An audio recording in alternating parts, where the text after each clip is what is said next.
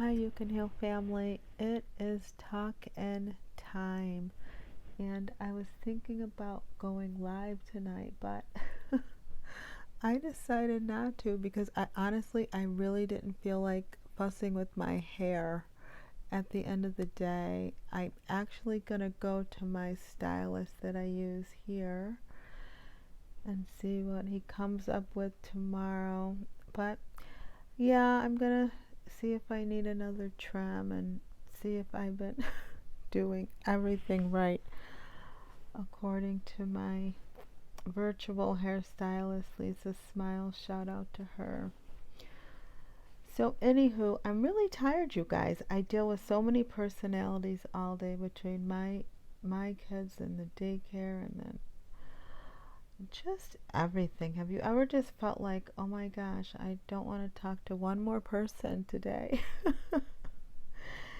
And that's kind of how I feel. So, I figure let's not go live and give you bad energy from me, and let me just read to you straight through on this recording and trust that God is going to use the words. I was skipping through the segments for what we're going to read tonight, and it looks like a really good one. The second one is Take the Chain Off Your Brain. So we'll have to see what TD Jakes is up to. So if this is your first time listening to a Talk-In Time, my name is Shena Major, and I'm a life coach. And I've started reading books. Well, I've read one so far, the one by Ian Van Zant. And now we're reading T.D. Jakes' book, Destiny. So go ahead and support him by listening to a video or liking something. If you have the finances to buy the book, by all means, see if you can find it in a thrift store or something like that, or a used bookstore, or just listen, but find some way to give back. And I like saying to pray for him because, I mean, who doesn't need or want prayer, right? So that's real good. But during these tuck-in times, I'm reading to you, and I'm just also still reading to me as well. So if you hear me commenting or pausing, just know that we're in this together. We're in this together. Should I say you gotta take it? I don't know. Maybe the new listeners aren't ready for that yet. Who knows, right? But I'm getting tired now. If you've listened to me before, you know when it gets late, I get sleepy and I get silly. But I think, I'm just committed to reading every night and also reading through that Old Testament. So God will give me all that I need to be able to fulfill the call He has in my life at this moment with these tuck-in times. So without further ado, here we go. Chapter 7. Maybe it's time for a reset. Change your step to get in step with your destiny. Do you have any idea who you have the capacity to become? If you were not bound by the confines of your mind, who might you become? What fields or endeavor might you pursue? If you didn't believe that you were limited to unattractive, too ordinary, too broke, too tall, too fat, too short, too uneducated, too unpolished, or too whatever, what could possibly stop you from reaching out to destiny? The human brain has about 1 million sensory receptors that manage the data that comes into our minds. Sometimes the receptors are skewed by negative experiences, socialization, or other destiny blockers, and what we see in ourselves is not real.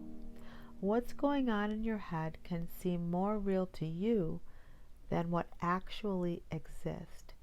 Singer-songwriter Ray Charles described his ability to hear and compose music in his head. Having gone blind as a boy, Charles's auditory abilities had become highly developed and sensitized. Brother Ray said that when he heard a tune in his head, he didn't need a piano to compose it because every part of the song was already completed in his head. The human mind is a powerful processing machine. At best, that process is imagination and genius propelling us to new worlds. At worst, the distortions of the mind are mental illness. The mind can make you believe people are following you when no one is around.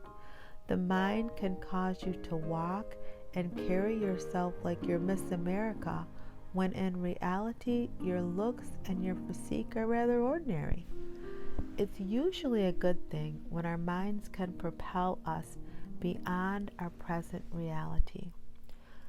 Most people you and I admire probably found their purpose and calling by resisting the innate tendency to acquiesce to the circumstances around them. They may have been born poor, but refused to be doomed by environmental conditions. Who would have imagined that a blind girl like Helen Keller would end up being a world-famous teacher? Or think of the many veterans who came home handicapped but refused to allow their physical limitations to enslave them. Instead, with tenacity and perseverance, these brave men and women rose up to lead impressive lives. Renowned journalist Bob Schaefer told me most of his greatest accomplishments occurred after he turned 65. He admonished me not to allow age to deter my move forward. Destiny has no expiration date. A woman was lamenting to her friend that she never finished college. I wish I'd stuck with it then, but it's too late. The friend asked, "What's stopping you?" The woman sighed, "It's going to take me 6 years because I can only go part-time. I'm 48 now. By the time I finished, I'd be 54 years old." The friend paused for a moment, then replied, "Well, how old will you be in 6 years if you don't go to college?" When you know you have not gone as far as destiny wants to take you, age is little more than a number. Many who have great accomplishments saw that person they became in themselves before they actually grew to be that person. Now that's a really good sentence, and I think, gosh, if we could just keep this sentence in our head at all times, we might reach that destiny quicker. I'll read it again. It says, many who have great accomplishments, many who have great accomplishments saw that person they became in themselves before they actually grew to be that person. So we have to start acting like who we want to become. We have to start acting like we've already achieved what the destiny we're reaching towards is. Oh, that's so good. It's such a good reminder because I know this, and I teach this, and I have to remember this daily. This is so good, you guys. We have to already become that person that we actually are trying to grow into. We already have to start acting like her, talking like her, behaving like her, going places like her, or him, right? If I have any men listening to the Tuck-In Times, we have to start becoming that person already, even before we've reached that big dream. It says, they saw the actor before they ever stood in front of a camera. They saw the entertainer long before they stood on stage. They saw the preacher when there was no congregation. The business owner showed up before the articles of incorporation. The teacher showed up in their mind before they walked through the classroom doors. The vision of motherhood appeared before the baby was conceived. The mind also can give you a negative, distorted image of self. People who battle with anorexia think they are overweight when they are literally skin and bones. I've met people who were incredibly talented, but who could not see themselves as they really were. Their mind told them they were inadequate or limited. Your mind is so strong and powerful, it can help you to overcome incredible obstacles and position you to become what you envision. Oh, that's so good. That's so good. That's why we've got to guard and protect our minds. We've got to renew our mind and transform our mind, or it can run away with us, and then we end up not getting anything accomplished because we'll talk ourselves out of everything. So now the next section says, take the chain off your brain. Have you considered whether your mind is open and free to explore the path that God has set for you? Or are you going through life like your brain is chained, locking in creativity and ideas? Free your mind and you will create a mental and spiritual environment for greatness.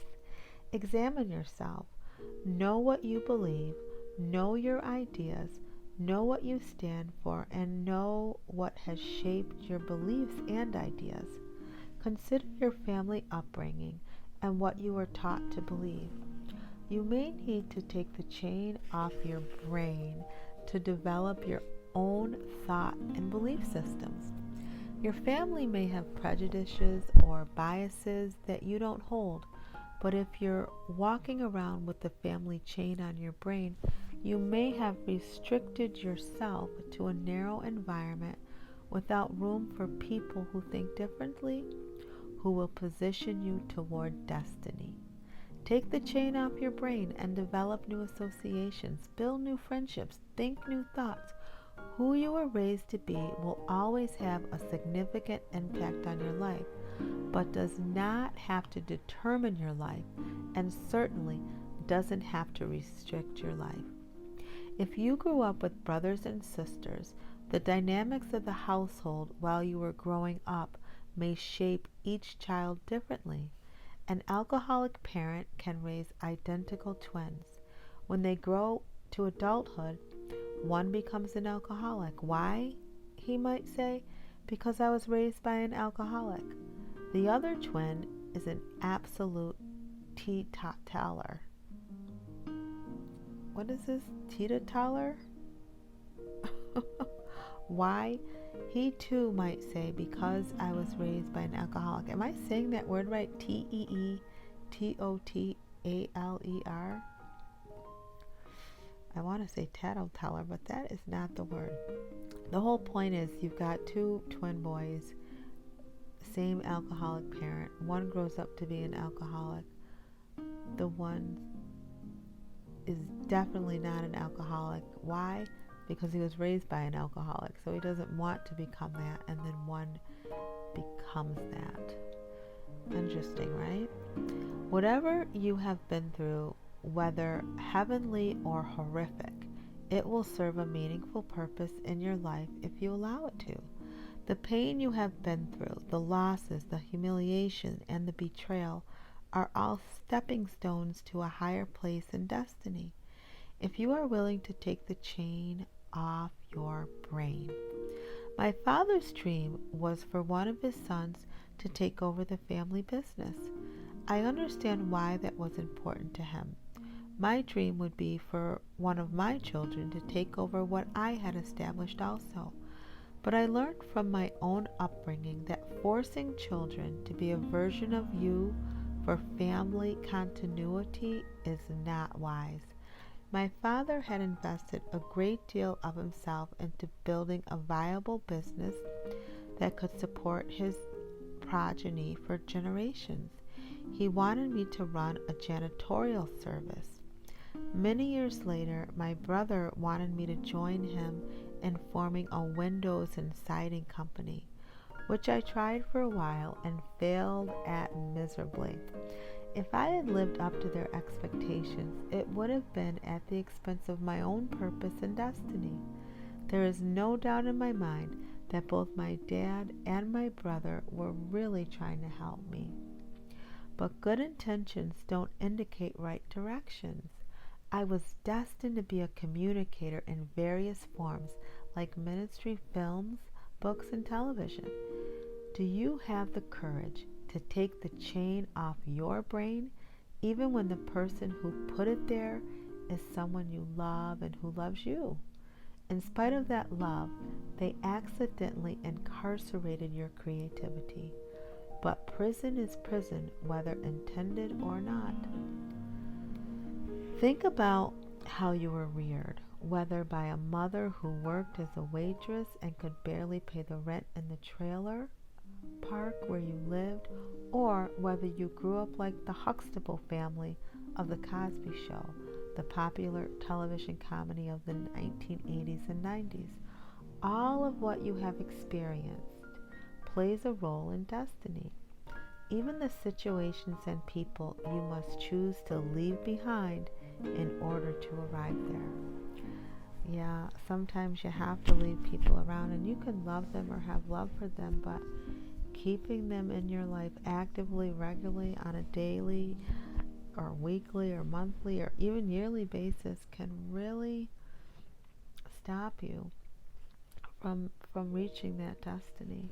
Really can. All right, the next section is how to reset. Get some water.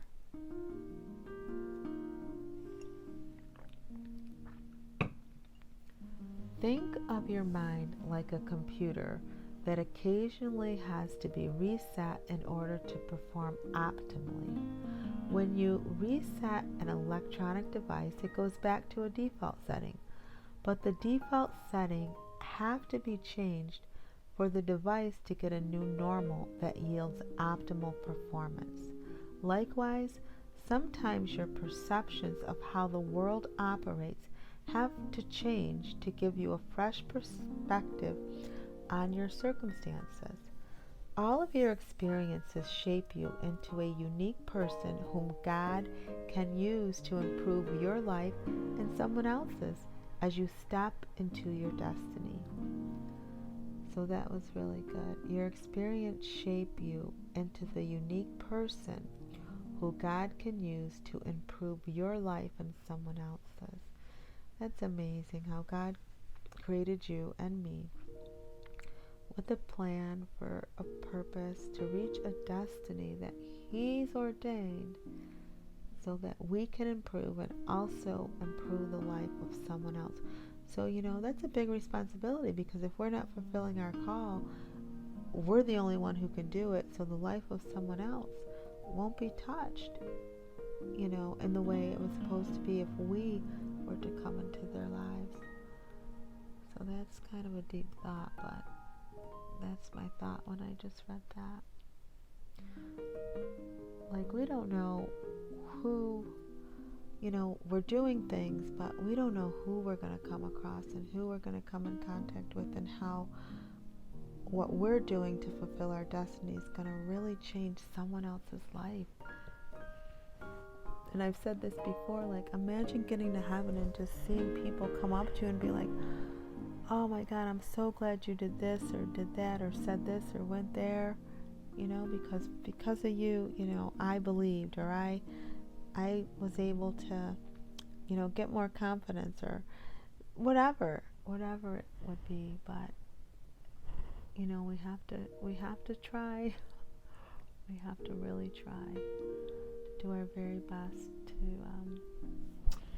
fulfill the calling on our life. All right, so the next sentence says, and the experiences that influence us most are life's default settings. A child growing up in an abusive household can have a mental default set to victim. If he's not intentional about changing, he will respond as the victim, even though he's now in adult situations. This is so true. If we do not reprogram our minds, our brains, we will always revert back to that victim, that child, and we won't grow. We'll never become mature. A child is deeply affected by growing up in poverty, and in adulthood, when dealing in financial matters, is overly cautious with money or excessive in her spending. A man whose first wife left him for another man has a distrustful default setting in his first relationships. Without a reset, he will be unable to trust the women in his life, and may always be suspicious that she will cheat on him. Sometimes entire families are caught in a dysfunctional default setting of relating to one another. Generation after generation falls into this cyclical trap, and only a determined few make it out.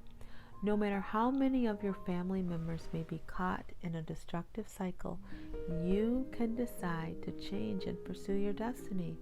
The only way to get off welfare is to change your default setting. The only way to get off drugs, to get out of a life of ignorance or violence, a life of mediocrity, or a life of depravity, none of these is your God-appointed destiny.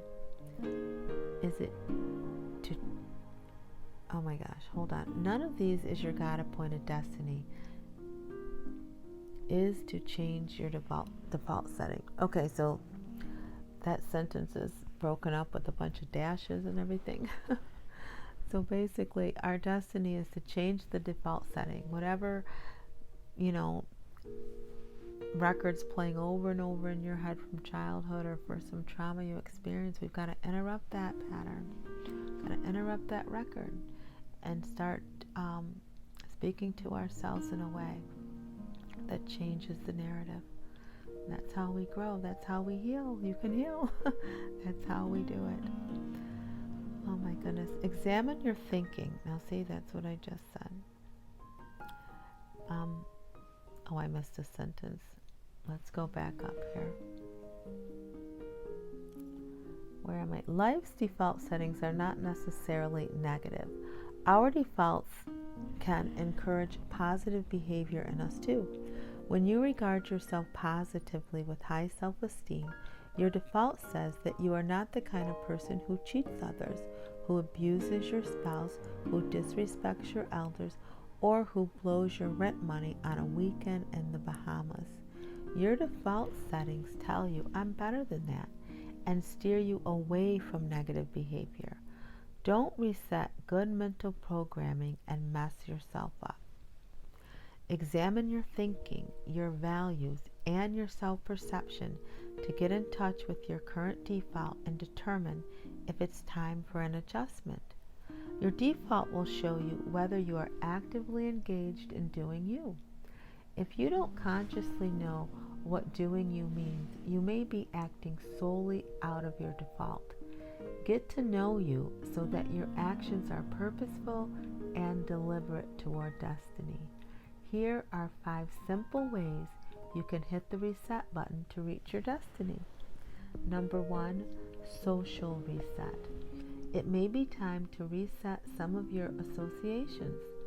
That doesn't always mean dropping old friends as much as it may mean widening your repertoire of associates. Fresh contacts, fresh ideas, and fresh conversations all come from new associates. You will gain from resetting your relationship priorities. Number 2, spiritual reset. It may be time to deepen your spiritual roots. Change your spiritual influence. Just because you are religious doesn't mean that you don't need to update your faith intake. Feeding your spirit is much like gassing up for a long trip. Spirituality is the gas that gets you to destiny. If you aren't whole inwardly, you are not fully able to optimize opportunities. Your gift could carry you where your character won't keep you. Oh, that's good. Your gift could carry you where your character won't keep you. In the late 1980s, a brilliant financier named Michael Milken was indicted on racketeering and securities fraud charges. Milken was sentenced to 10 years in prison, fined $600 million, and was permanently barred from the securities industry by the Securities and Exchange Commission. At that time in his life, Milken had the gift for making money, but not the character. After serving 2 years in prison, and surviving a bout with prostate cancer, Milton took a different direction. He is still gifted at making money and is listed among the top 500 richest people in the world. He established a family foundation and has devoted a significant amount of his time and fortune to helping others. Number 3, physical reset. It takes strength to live in your destiny. If you're tired, lack energy, and can't maintain the pace of champions, maybe your lifestyle is unhealthy. Train to triumph. This may be the time to reset how you feed the body you need to perform for you when the opportunity comes. When the opportunities come. Though the most important thing is how you feel. How you look does affect the way people perceive you and relate to you. People take note when your skin does not look healthy because of a poor diet. They watch you move with greater difficulty after you've gained weight. When you look your best, you feel better about yourself, and it shows in the way you walk and the way you present yourself to the world each day. Now, that's so funny because I'm sitting here and my stomach actually hurts because my daughter had a volleyball game and away game about 30 minutes away. And after the game, I got McDonald's for the girls, and then I ended up getting something, and I just feel it like sitting right in my stomach right now. And when I got home, I had to, lay down after I ate that. I just don't feel like good, So yeah, this is a read with me. This is talking time. So if you wanted to know, but there is something to be said about that, and that's why I'm really trying to really be mindful about my bedtime, because I know it affects me. All right, number 4, emotional reset. Manage the emotions that historically have managed you. This is good. Not falling easy prey to emotional slumps and pitfalls is critical to living your destiny. Unresolved and untreated emotional disease is widespread. If you need counseling, get it. If you need courage to get therapy, find it. But don't allow unhealthy emotions to go unchecked. This is so good and so true. We've got to process the things that are going on inside of us and get them outside of us. That's how we heal as well. So yeah, find a counselor, a life coach, a therapist. Also find a journal, find outlets. I always tell people dancing also doesn't always have to be talking, but just movement and moving your body around helps release negative energy and things that are so suppressed inside of us. I remember when I was deep in my healing and just finding that one song that just made me feel powerful and strong and decisive, and I would just dance to it, and I would kind of dance in this like kung fu fighting way, like I was fighting off, literally using my body and making physical movements to just strengthen me and let me realize I did not have to continue to let my thoughts get away from me and let people treat me any way they wanted to, that was hurting me, but I wouldn't say anything. So these movements and this defense, like these defensive movements, really helped me. So that's one of my secrets that I share in my coaching program. Like, we've got to move. We've got to move and work things outside of us. Amen. All right, and then the last one here, number 5, says relax to reset. If you live in a high-stress environment, as I do, you need to know how to take care of you for the long haul. Downtime isn't a waste of time. Rest is as different from laziness as strategy is from manipulation. Rest rejuvenates while laziness deteriorates. So that's a good word right there. Rest is rejuvenating us, and there is a difference. Laziness deteriorates us because the lazier we become, you just kind of deteriorate. You just kind of feel like you don't have any momentum to get anything going. The lazier, the more we don't act on that thing God said or put in our spirit, it's harder to get to it. And that's why when we rest, we rejuvenate ourselves so we can move and act on the things God's showing us. Amen? All right, the next sentences say, your body's cells need rest to rebuild themselves and fortify you for another day of challenges. Finding ways to distance from your norm and detox is important. It doesn't require an expensive vacation. Find ways to reset your body and mind from day-to-day stress. A walk in the park, a visit to Aunt Sadie's, a weekend camping trip, or even a night at the movies can be highly restorative, or restorative. So yeah, just find those times, those moments of quiet. And we don't have to make this hard.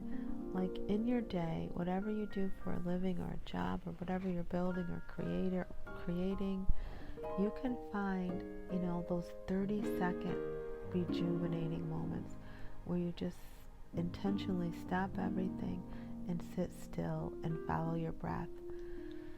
And it feels really good. I know when I'm here and the kids during the day with the daycare, sometimes, they're doing whatever, there's noise going around, but I'll just stand still, close my eyes, and just take a couple deep breaths and recognize that I am a person too, and I'm not just here to serve everybody else all the time, but just taking those moments to just be still, even if it's 10 seconds, just getting the practice of doing that. It really does restore and help. And also stretching during the day.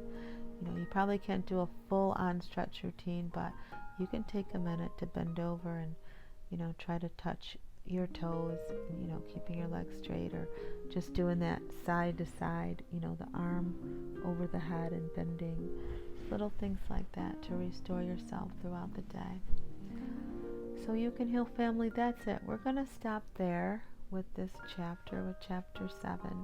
And the next time we pick up, the first section says, stay strong in the struggle. So don't want to miss that. So come on back. Tomorrow we'll read. I might do live tomorrow. It's Saturday for me tomorrow. I don't know. Everybody's listening to this, so I might read this section live tomorrow, Lord willing. And share these talk-in times with someone. If you have friends or someone who says, it's hard for me to settle down at night, go ahead and share this video. Why not, right? It might just bless someone, and then if it does, and they get stronger and better from hearing the words, then what you've done is you've participated in someone else's growth and in someone else's destiny. God will have used you to move someone forward. Isn't that cool? If you really think about that and break it down. We're all connected. We need each other. Amen? Okay, you can heal, family. Always remember that true healing begins with self-love. Why? Because God is love and He lives on the inside of you. We'll talk tomorrow. Bye.